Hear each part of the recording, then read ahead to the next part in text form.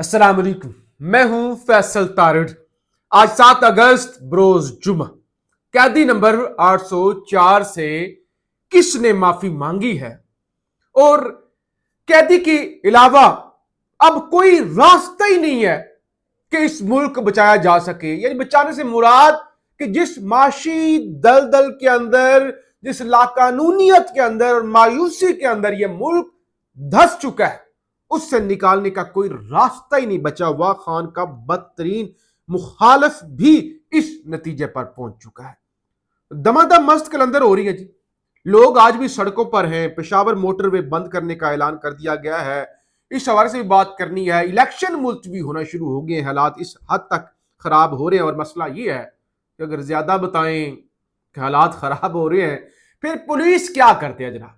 Police आती है, 3-4 SHOs अपने साथ लेती है, पीछे नफरियां, वो जनाब दरवाजों को ठुड्डे मारते हैं, चपेड़े मारते हैं और फिर वो वाला हाल करते हैं कि आप जिंदगी भर फिर सहाफत का नाम नहीं लेते। तो लिहाजा हमको बहुत ज्यादा आपको नहीं बताएंगे कि कितने इलेक्शन मुलतवी हो रहे हैं और कहां पे और क्या सूरत हाल एक्चुअल बनी हुई है, क्योंकि ठुड्डे शुड्डे जो है ना, जो खाता है उसको पता चलता है फिर होता क्या। बहरहाल खबरें बहुत हैं में, और खास तौर पे सुहेल अफरीदी साहब का जो लॉन्ग मार्च है उसकी आहिस्ता आहिस्ता करके ना प्लानिंग सामने आ रही है कि असल में मंसूबा क्या है और किस तरफ मामला जाएंगे, क्या चल रहा है उनके ज़हन के अंदर, वो भी आपके सामने रखेंगे। आपसे गुजारिश है इस चैनल को जरूर सब्सक्राइब करें और फीडबैक जरूर दिया करें। आज बहुत बड़ा कॉलम लिखा जी।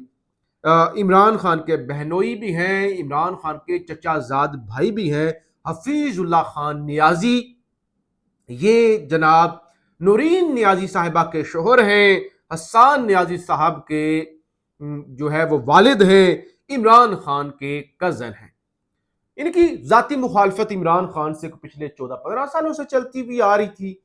बुनियादी तौर पे इनका ये इख्तलाफ था कि इमरान खान को एस्टैब्लिशमेंट के साथ मिलकर सियासत नहीं करनी चाहिए जब मामलात वो उस वक्त शुरू हुए थे। और बहरहाल फिर इनके मियाँ वाली के हल्के का जो इनके गालबल भाई हैं, इनाम न्याजी या इस तरह से बाकी जो हैं, वो टिकट को लेकर भी मामला था, तो इनकी मुखालफत हो गई और इन्होंने हमेशा डंके की चोट पर जो है वो मुखालफत की। इमरान खान के खिलाफ लिखा, इमरान खान के खिलाफ बोला, उनकी हुकूमत पर तनकीद की, हुकूमत चले जाने के बाद भी तनकीद की। लेकिन आज उन्होंने कहा कि पाकिस्तान की खातर मैं इमरान खान से अपनी रंजिश खत्म करता हूं।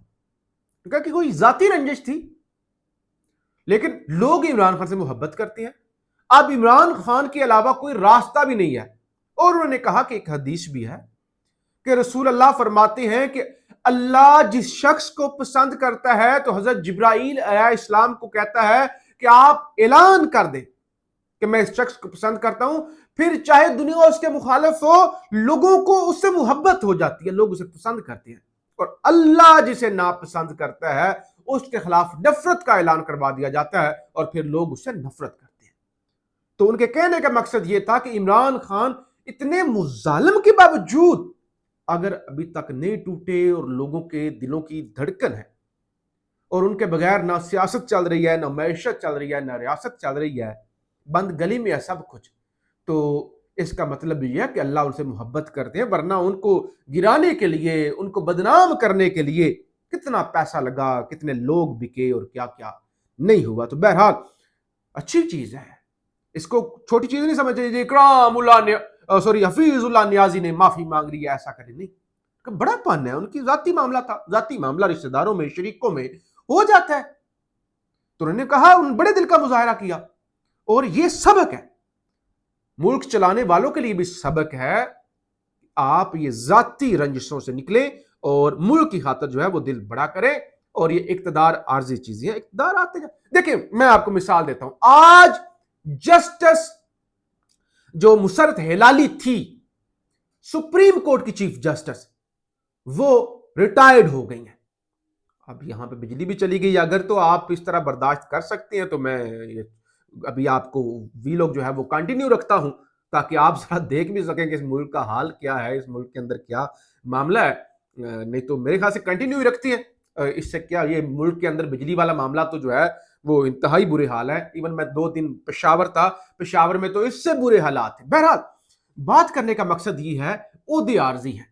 جسٹس مسرت ہلالی صاحبہ نے 3 بڑے فیصلے نا، جو بڑے فیمس آپ کہہ لیں، پی ٹی آئی سے بلے کا نشان چھیننا، مخصوص سیٹیں اٹھا کے حکومت کو دے دینا، یعنی جس کا حق تھا اسے چھین لینا، اور پھر سویلینز کا فوجی ٹرائل، اور وہ بھی کیسا فیصلہ کہا گیا تھا 45 دن کے اندر اپیل کا حق دیا جائے، کوئی 460 دن تقریباً ہو گئے ہیں، ابھی تک فیصلے پہ عمل درآمد نہیں ہوا۔ تو بھائی عہدے عارضی ہوتے ہیں، عہدے چلے جاتے ہیں، عہدوں کی کوئی حیثیت نہیں ہوتی۔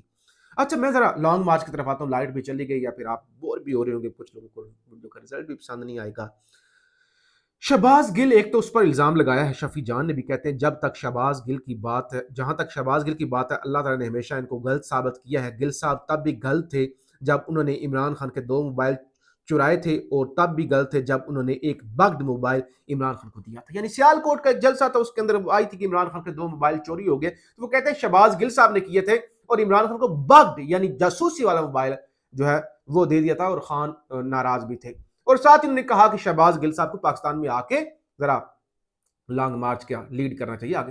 اور دیکھیے ہے بھی ٹھیک بھائی، عام لوگ، غریب کا بچہ ٹیشو پیپر ہے کہ آپ ٹیشو پیپر کی طرف سے استعمال کریں۔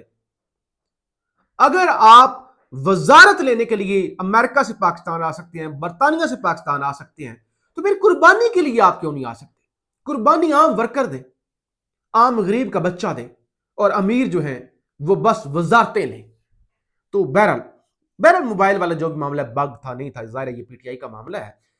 خبر یہ ہے، صدیق جان صاحب صحافی ہیں، وہ یہ دعویٰ کر رہے ہیں کہ سہیل افریدی صاحب کا پلان یہ ہے کہ یہ جو معاملہ ہے نا لانگ مارچ کا، یہ کوئی چند دن کا نہیں ہوگا، یا چند گھنٹوں کا نہیں ہوگا کہ وہ پشاور سے چلے اور ڈی چوک کو ہاتھ لگائے، نہیں، بلکہ ان کی تیاری یہ وہ کر رہے ہیں کہ اگر 25 سے 30 دن، 15 سے 20 دن، یعنی جتنا بھی ٹائم لگے، جیسے کشمیر کے اندر لوگ بیٹھے ہوئے ہیں، تو لہٰذا لمبی تیاری کر کے وہ آ رہے ہیں، تاکہ اس کو جب تک مقاصد حل نہیں ہو جاتے تب تک وہ پیچھے نہیں ہٹیں گے۔ ایک تو یہ پلان ہے، اور ظاہر ہے ابھی وہ جو انہوں نے لمبی ڈیٹ دی ہے اس پر تنقید ہو رہی ہے۔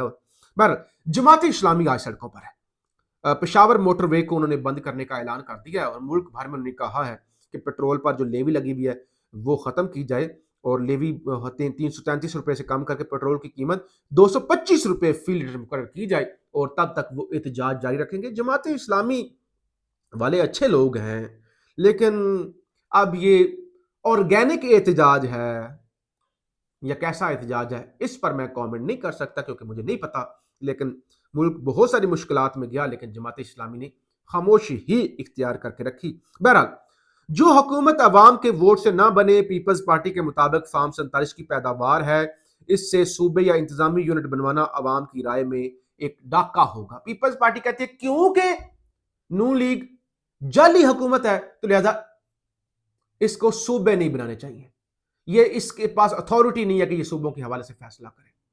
اچھا، جب 26ویں ترمیم ہو رہی تھی، جب بلاول صاحب کہہ رہے تھے بروٹ میجورٹی، جب 27ویں ترمیم ہو رہی تھی، ججوں کو نوکر بنا دیا گیا، اس وقت تو یہ کوئی مسئلہ نہیں تھا، اس وقت پی ٹی آئی یہ بات کر رہی تھی نا کہ ان کے پاس اختیار نہیں ہے، یہ جعلی حکومت ہے۔